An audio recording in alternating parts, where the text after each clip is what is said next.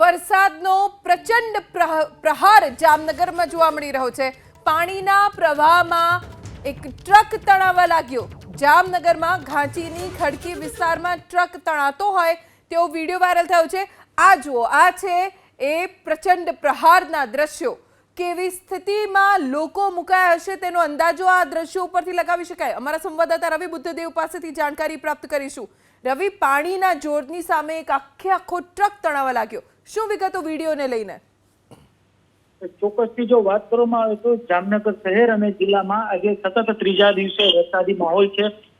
આજે સવારે 6 કલાકે પૂર્ણ થતા છેલ્લા 24 કલાક દરમિયાન જામનગર શહેરમાં 15 ઇંચ જેટલો વરસાદ છે તે નોંધાયો છે। એવામાં આજે એક વિડીયો વાયરલ થયો છે જેમાં ઘાટીની ખડકી વિસ્તારમાં એક ટ્રક છે તે તણાઈ રહ્યો હોવાનું પણ સામે આવી રહ્યું છે। સાથોસાથ કરુણતા એ પણ છે કે જામનગર શહેરનું જે આદર્શ સ્થાન છે તેના દરવાજા પણ 2 દિવસથી બંધ કરી દેવામાં આવ્યા છે।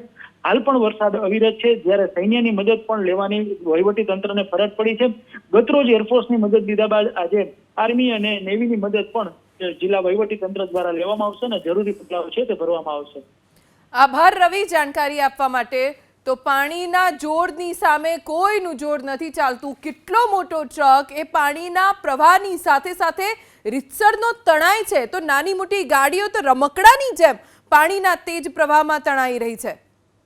જામનગરમાં વરસાદનો એવો માર પડ્યો છે કે લોકોને ખૂબ નુકસાન થયું છે। માત્ર જામનગર જ નહીં, આસપાસના વિસ્તારોમાં પણ એ જ સ્થિતિ છે। આખું ગુજરાત અત્યારે મેઘરાજાની સામે નતમસ્તક થઈ ગયું છે।